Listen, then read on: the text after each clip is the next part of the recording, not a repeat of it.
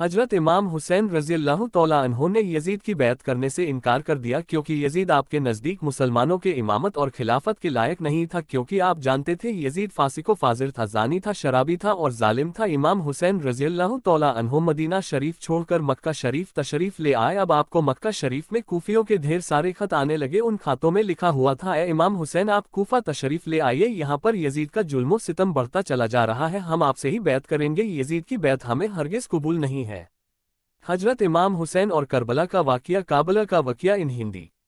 حضرت امام حسین رضی اللہ تعالیٰ عنہ نے حالات کو سمجھنے کے لیے اپنے بھائی مسلم بن عقیل رضی اللہ تعالیٰ عنہ کو یہ کہہ کر کوفہ بھیجا کہ جاؤ، جا کر وہاں کے حالات معلوم کرو، وہاں کے حالات کیسے ہیں۔ جب مسلم بن عقیل رضی اللہ تعالیٰ عنہ کوفہ پہنچے تو وہاں کے لوگوں نے بڑے ہی احترام کے ساتھ آپ کا استقبال کیا۔ حضرت مسلم بن عقیل رضی اللہ تعالیٰ عنہ کے ہاتھوں میں 18,000 لوگوں نے بیعت کر لی اور حضرت مسلم بن عقیل رضی اللہ تعالیٰ عنہ نے اپنے بھائی حضرت امام حسین کے نام ایک خط روانہ کر دیا جس میں آپ نے لکھا: یہاں کے حالات بالکل صحیح ہے اور 18,000 لوگوں نے بیعت بھی کر لی ہے، لہٰذا آپ کوفہ جلد سے جلد تشریف لے آئے۔ لیکن جب یزید نے ان لوگوں کو دھمکیاں اور لالچ دی تو وہ لوگ اپنی بات سے مکر گئے اور امام مسلم بن عقیل رضی اللہ تعالیٰ عنہ کو شہید کر دیا۔ کوفہ کے حالات اتنے بدل چکے تھے کہ وہ لوگ جو حضرت مسلم بن عقیل سے محبت کا دعویٰ کر رہے تھے اب وہی لوگ آپ کی جان کے دشمن بن گئے۔ وہیں دوسری طرف مکہ میں مسلم بن عقیل کا بھیجا ہوا خط حضرت امام حسین تک پہنچ چکا تھا، جس خط میں لکھا ہوا تھا کہ کوفہ کے حالات بہت اچھے ہیں، آپ جلد سے جلد تشریف لے آئے، لہٰذا حضرت امام حسین نے فوراً کوفہ جانے کی تیاری شروع کر دی۔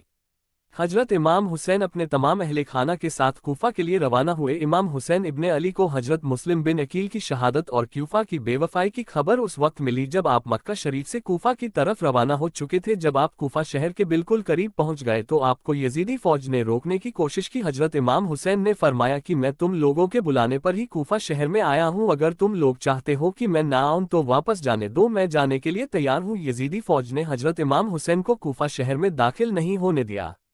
حضرت امام حسین رضی اللہ تعالیٰ عنہ کا کربلا کا سفر۔ حضرت امام حسین رضی اللہ تعالیٰ عنہ کا کربلا کا سفر، لہٰذا حضرت امام حسین اپنے پورے قافلے کے ساتھ اپنا راستہ بدل لیے۔ چلتے چلتے جب آپ ایک چٹیل میدان میں پہنچ گئے تو آپ نے ایک شخص سے سوال کیا کہ یہ کون سی جگہ ہے؟ اس شخص نے کہا اس جگہ کو کربلا کہا جاتا ہے۔ آپ نے فوراً اپنے پورے لشکر کو حکم دیا کہ یہیں پر خیمہ لگا دیا جائے۔ محترم عزیز دوستوں، اس طرح سے حضرت امام حسین کربلا میں پہنچے۔ ادھر یزیدی فوج کو جب اس بات کا علم ہوا کہ حضرت امام حسین نے اپنا خیمہ کربلا کے میدان میں لگایا ہوا ہے تو یزیدی فوج نے بھی فوراً کربلا کے میدان میں پہنچنا شروع کر دیا۔ یزید کی جو فوج کربلا پہنچ رہی تھی ان کی سپہ سالاری ابن سعد کر رہا تھا۔ حضرت امام حسین نے ابن سعد سے کہا کہ یا تو تم مجھے یزید کے پاس لے چلو یا پھر مجھے اپنے شہر مکہ واپس جانے دو، لیکن ابن سعد ان دونوں باتوں میں سے کوئی بھی بات نہیں مانی اور وہ آپ کو بیعت کرنے پر مجبور کرتا رہا، لیکن حضرت امام حسین نے اس کی بات سے انکار کر دیا۔ دن گزرتے گئے اور 3 محرم کا دن آ گیا۔ اب ظالم یزید نے امام حسین کے سامنے 22,000 سپاہیوں کا لشکر بھیج دیا۔ دوسری طرف حضرت امام حسین کے ساتھ 82 لوگ تھے جس میں عورتیں اور بچے بھی شامل تھے۔ کتنی حیرت کی بات ہے کہ یزیدیوں میں امام حسین کا اتنا خوف تھا کہ جہاں امام حسین صرف 82 لوگوں کے ساتھ میدان کربلا میں تھے جس میں عورتیں اور بچے بھی شامل تھے، وہیں یزید نے مقابلے کے لیے آپ کے سامنے 22,000 کا لشکر بھیج دیا جو کہ امام حسین کے سامنے 100 گنا سے بھی زیادہ تھا۔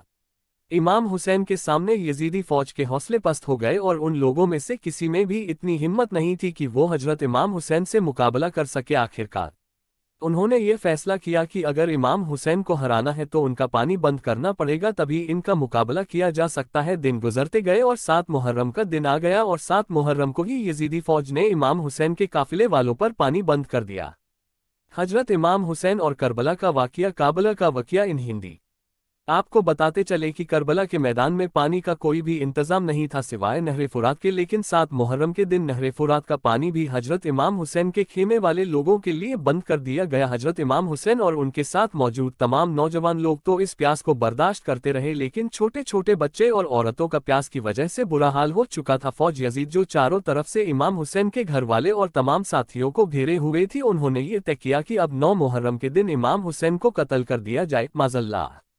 हजरत इमाम हुसैन ने हजरत अब्बास रज़ी अल्लाह तौला अन्हो से कहा, अब्बास जाओ यजीदी फौज के पास और उनसे कहो हमें एक रात अल्लाह की इबादत करने के लिए दी जाए। जब हजरत अब्बास ने यजीदी फौज से एक रात की मोहलत के लिए कहा तो उन लोगों ने आपकी बात मान ली। जब तक 9 मुहर्रम की तारीख आई तब तक हजरत इमाम हुसैन को यह यकीन हो चुका था कि यजीद की फौज का मकसद सिर्फ और सिर्फ मुझे शहीद करना है, इसके अलावा यजीद और कुछ भी करने के लिए तैयार नहीं है। इसलिए हजरत इमाम हुसैन ने 9 मुहर्रम की रात में अपने तमाम खेमे वालों को एक जगह पर इकट्ठा किया और आपने कहा कि यह बात तो तय हो चुकी है, यहाँ पर मौजूद सभी लोग 1-2 दिन के अंदर शहीद कर दिए जाएंगे, इसलिए यहाँ मौजूद आप में से जो भी वापस लौटना चाहते हैं वह लौट जाएं। हजरत इमाम हुसैन ने फौरन खेमे में जल रहे तमाम दियों को बुझवा दिया और अंधेरा करवा दिया था ताकि जो भी जाना चाहे वो चला जाए। थोड़ी देर बाद जब दियों को दोबारा जलाया गया तो सारे के सारे लोग बैठे आंसू बहा रहे थे, यानी कोई भी हजरत इमाम हुसैन को छोड़कर जाने के लिए तैयार नहीं था।